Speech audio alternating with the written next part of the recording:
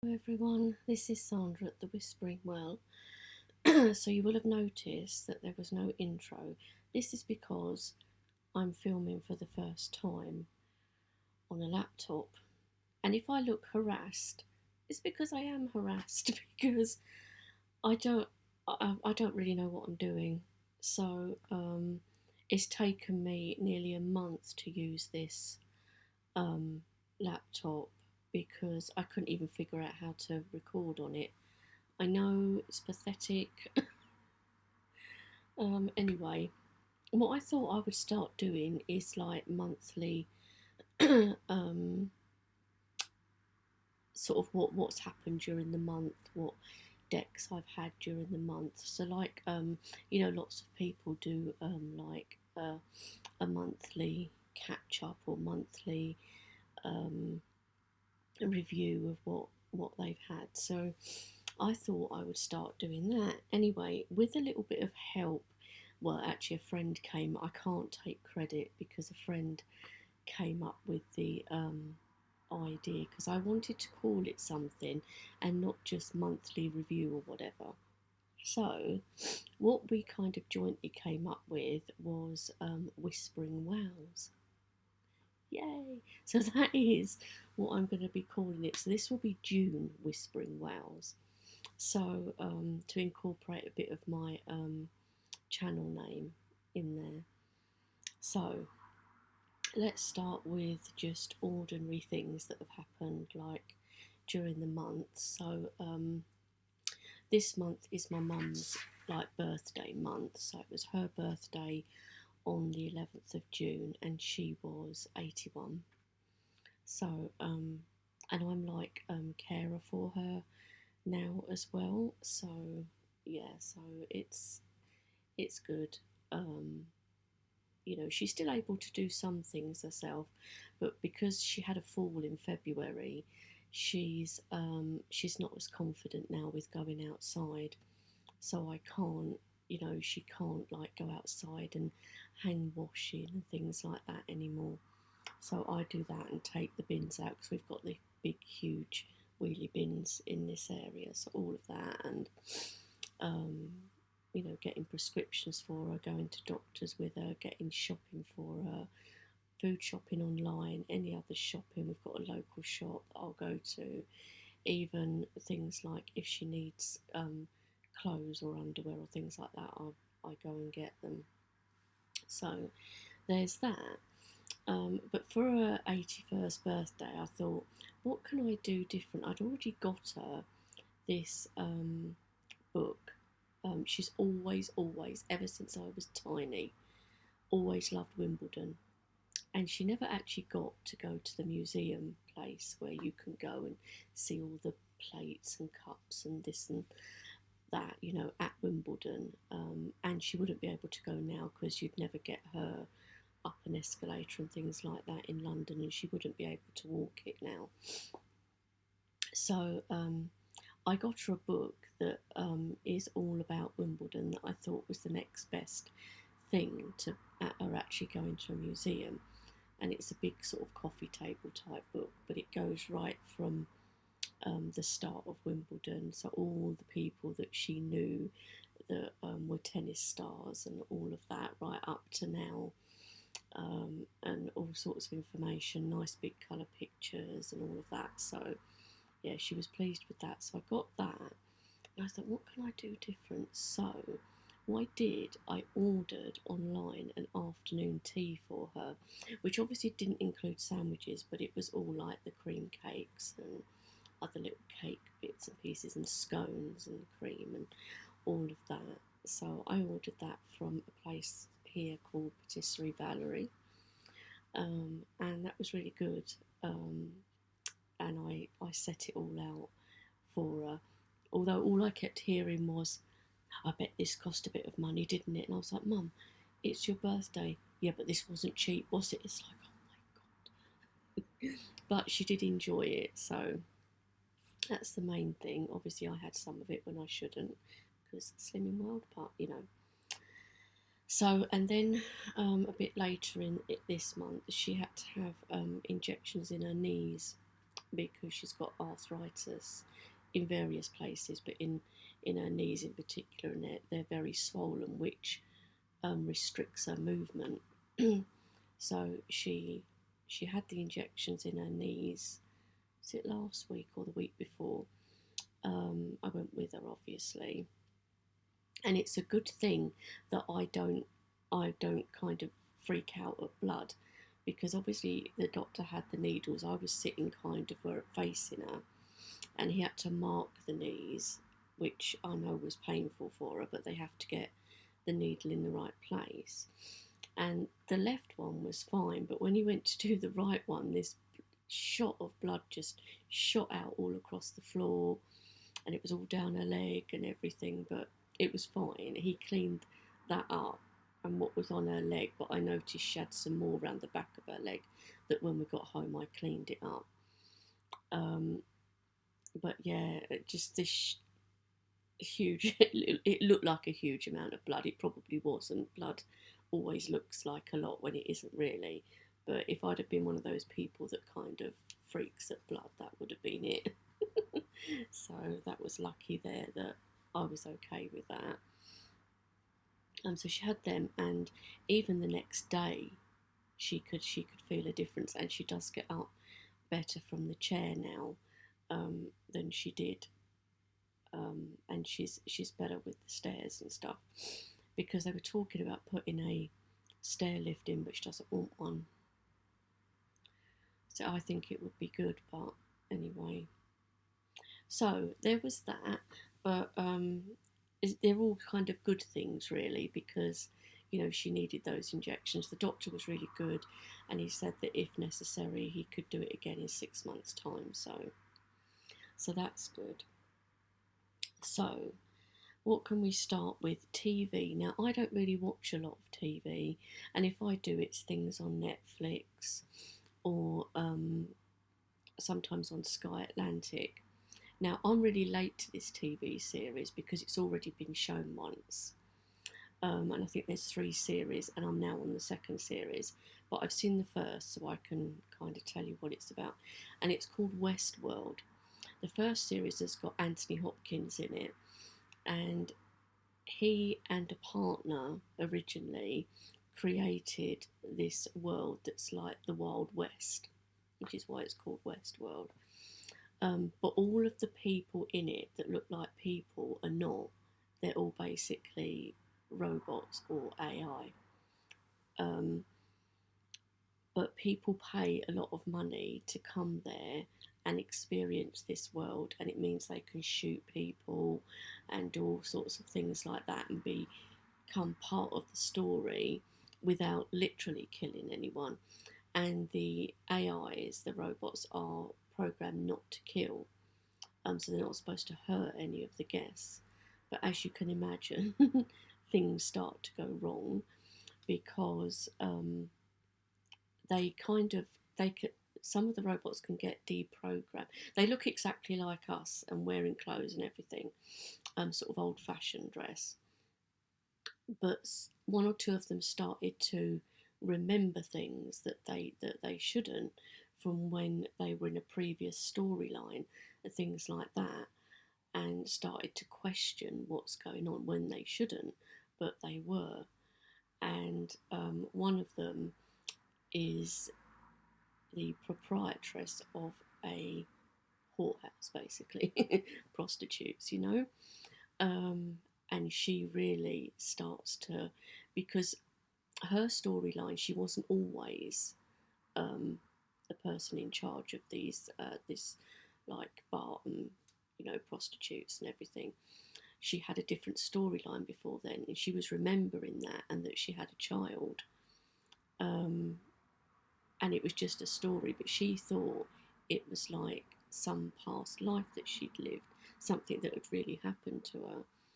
So yeah, and the story, I won't tell you everything, because in case you've not watched it, but the story carries on, and she wants to know more, and she manages to get taken to where they fix the robots and things if they get shot. But they're more than just robots, because they talk exactly like us and everything. And you know, they'll ask them things like, why do you think this? What are you thinking now? And they'll answer. And they've got a command where they can stop all functions. And at one point in the story, that doesn't actually work, and they carry on, and you know, things happen to people. So it's quite interesting. It's quite cool, and Anthony Hopkins plays a really good part. And there's a couple of little bits in it where you think, "Wow, I didn't see that coming." Um, so yeah, it is really good. So that is Westworld. That was on Sky Atlantic. I don't know if you can get it anywhere else. It's possible you might be able to. And then I watched a film on Netflix called You Are Not My Mother. It's a horror film, filmed in Ireland. And normally, when it's an Irish film board film, I've found it's always either dead creepy or very weird. So I always like, oh yeah, let's have a look at this. And it's a girl and her mother, and they live with her gran. And something obviously happened to the girl when she was a baby, and it looks like her mum has got depression or something like that. And I don't want to like say everything that's in the film, but her mum disappears and then comes back, but the girl is like, you know, you're not my mum. You're different. You're different to how I remember you when I was little, and stuff. And it kind of goes through the whole changeling thing, you know, with fairies when they exchange babies for their babies and things. And but this is done in an adult way, so it's like the changeling type story, but not with a baby. So that was good. I thought for what you'd probably class as like a B movie, I suppose. So yeah, so that was good. So those were two TV things. I did a couple of lives this month. One with Amber from Lavender Moon, and that was really good. And that was about sort of UFOs, aliens, that type of thing, and you know, contact with other species, and you know, do we think that um, there are other species on other planets? What have we had happen? But mine was kind of based around dreams that I'd had that Amber thought might have been some type of contact, or that I was seeing in the dreams into like a parallel universe, something like that, or that I'd had like out of body experiences. I didn't really realise it because the dreams were extremely vivid. So there was that, and I did a live with Antoinette. Antoinette's, God, I forget her. I will link the channels in the bottom of this video. I'll link Lavender Moon's. I know Antoinette's is Antoinette Jewelry and Tarot, something like that. I'm horrible. I should have written it down and I didn't, but I will link it below. So yeah, go and check those channels out if you're interested. Yeah, it was really good. We did with Antoinette. I did dark decks that both of us had, and you know, dark decks that we thought could be used as everyday decks and didn't necessarily need to be used for shadow work. So that was really good. And I'm hoping, if I can seriously get to grips with this laptop, to do a live, or to try a live on here. I don't know how it's going to go, guys, and I'm going to be dead scared of doing it, I know. But anyway, that's a possible. Okay, so books that I've read. Now, I set myself to read 2 books this month, which I did. The first one I read was this one, which is, I think it might be round the wrong way for you because it's showing, and I don't know how you do that, how to make it look correct for you instead of backwards. But if it's backwards, this book is Aleister Crowley, Magic, Rock and Roll and the Wickedest Man in the World by Gary Lachman. Now this was really good because what I wanted was a book that would like go all through Aleister Crowley's life from a child right up until his death, as well as, you know, obviously the things that he did with his group, the so-called like black magic and that type of thing, and the witchcraft and different magic that he did. And he was a member of the Golden Dawn as well, but then he set up his own. So this book is really good if you want to learn about him, but not just his magic, you know, where he was born, how he was raised, where he lived, the things, because he went to lots of different places, lots of different countries, and met with lots of people. But he did have like a lot of women as well, and he would, you know, change from one to the other. He used to call them his Scarlet Woman. So he'd have a Scarlet Woman that he might have for a year or so, or even less, and then he'd be, oh, she's losing her touch or whatever, and then we'd have another Scarlet Woman would come. But I will warn you, there are some gross bits in this book. Not so much like the sexual thing, because it doesn't bother me, but there's a couple of instances where he eats excrement, and where one of his Scarlet Women forces him to do that.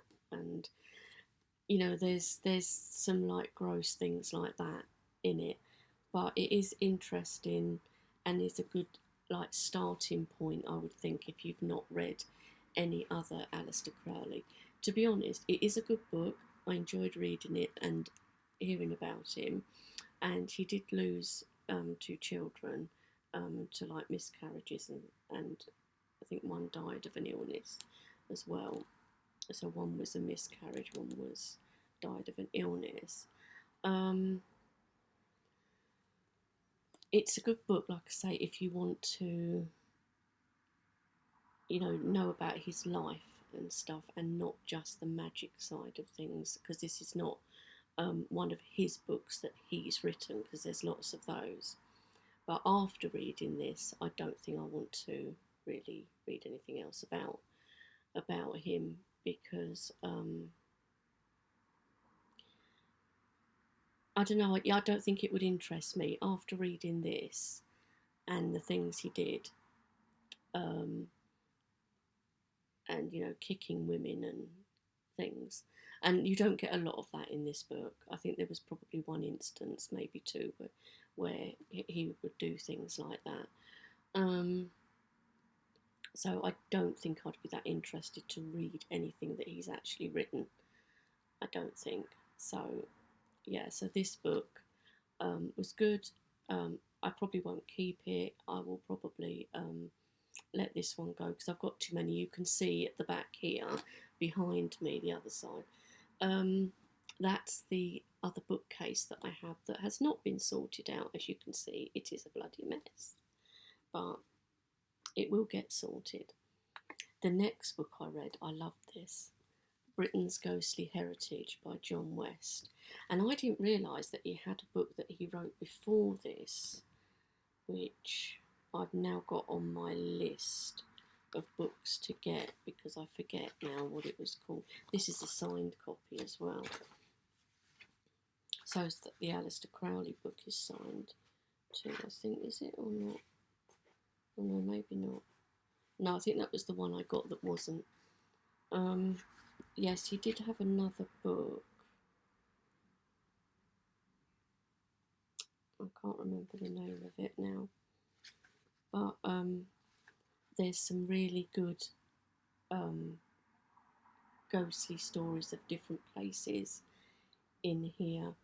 But the really good one, or the one that like really fascinated me, I bet I won't be able to find it in the... This is such a mess, this video, isn't it? The Kersey Enigma. Yes, page 59. That was so good. That was about a couple of guys that were sailors, and they were based, what does it say? They were based at HMS Ganges in Shotley, and had been ordered to find the village of Kersey. So they found this village called Kersey, and they thought, they stopped on a bridge and just sat there for a rest for a while. And they thought, it's really strange because this village seems really empty, like there was no bird song, there was nothing kind of going on, nothing really happening. The houses seemed to be empty, and it was like a dirt track going through the village. And they were like, wow, this looks really odd. And they carried on, and they started walking through thinking they might see somebody, but they didn't. And what also struck them was that it was summer, but the trees looked like they were autumn colours, like it was autumn. They could also hear a church bell in the distance, but couldn't see a church. They looked into the windows of some of the houses and couldn't see anyone, but inside one there was the carcass of a pig hanging up in a butcher's shop, and it was all mouldy. Anyway, they reported this, but I don't think they were really believed. But later on, it actually got looked into, and they think when they spoke to the young guys when they were older men, that what had happened, it could have been like a time slip type thing, and they'd actually gone back to the time when it had been the plague, and that's why the village was so empty and why there was meat hanging that had gone mouldy. So I think they might have gone back to the time of the plague, and everyone had kind of died, and that's why the village was so empty. And you know why there was no one there, because they would have all died of the plague. And when they visited the place again, it was totally different, but they could pinpoint where the house was, what they'd looked into, what was the butcher's shop, and all of this. But it was really interesting to read the whole thing, that particular one. But there's a lot in this book of different. If you're interested in ghosts, I mean, there's London's haunted churches, there's York, Edinburgh, the haunting of Rattlesden Rectory, and lots of things like royal ghosts, theatre ghosts. So it's not a really thick book. It's, what is it? 186 pages, so not too bad. So that was that. Decks this month. So I decided to get. I knew what I was going to get for myself, and I'm trying to limit it to one purchase per month. It doesn't always go to plan, but I'm trying to do that, not to overspend and that on decks, because I am still rehoming some. But I did a trade with the lovely Sinead over at Hazel Jane Tarot. So I traded my Ciro Marchetti deck, which was the Grand Deluxe, I think it was called, for the Margaret Peterson tarot, which I haven't done a walkthrough of yet. I might not, because everybody's seen the Margaret Peterson anyway. They're huge cards though. So it's in order, because I always sage new decks when I get them.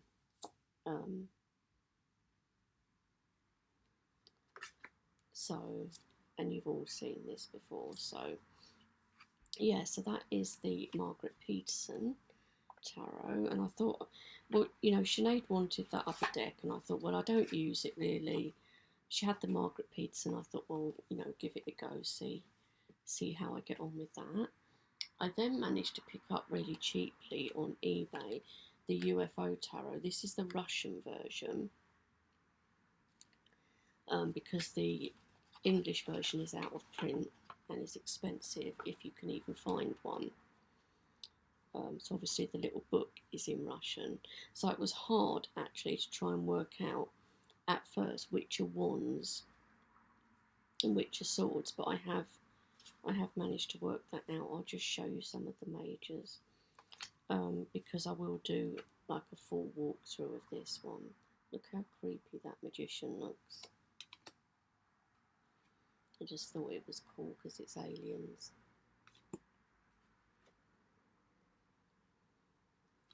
So, and this is like the etchings that you see on programs like Ancient Aliens, where they think that aliens have visited this planet before in the past. So yeah, so this is a cool one for me. Not everybody's taste, of course, but I wanted to give it a go, and I thought, well, you know, I haven't paid like a fortune for it, so if I don't get on with it, there might be somebody else that might want it, but we'll see how it goes. But like I say, I will do a proper full walkthrough of that one. So that's that. And the decks I actually decided to buy for myself, that was my main purchase this month, was now I have the Tildwick Tarot, the second edition, and I love this deck. Absolutely love it. I kind of wish that I'd got a backup, but still, never mind, it's out of print now.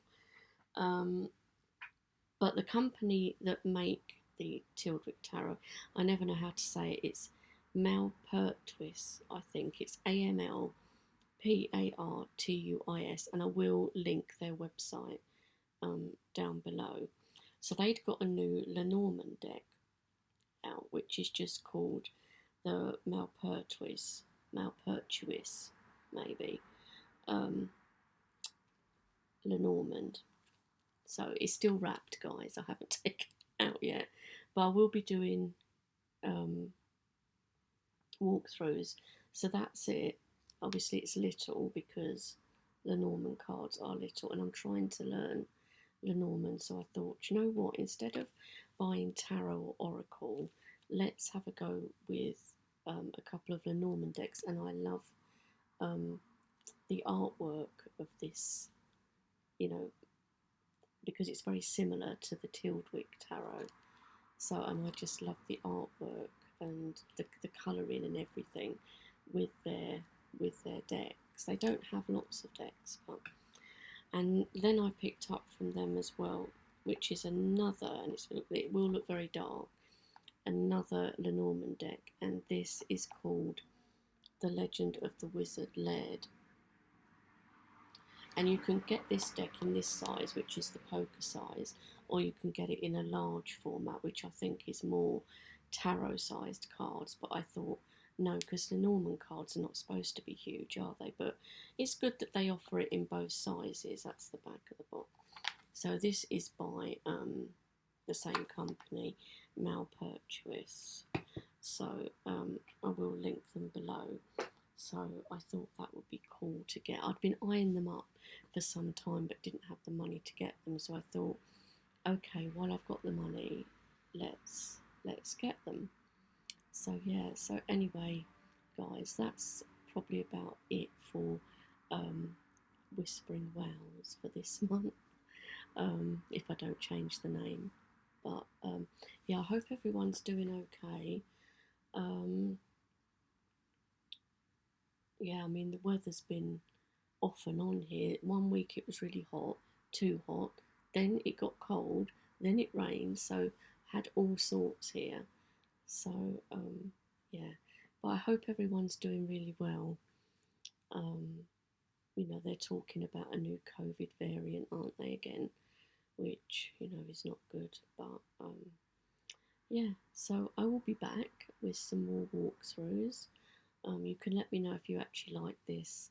I'll try to get better at it, but this one might have been a bit rubbish because, well, using this camera on here as well and not knowing what I'm doing really. So yeah, but I hope you might have enjoyed listening to what I have to say, the different things that have happened this month. I'm sure that I'll probably remember more once I switch the camera off, but yeah, anyway, I'll talk to you all soon. Bye.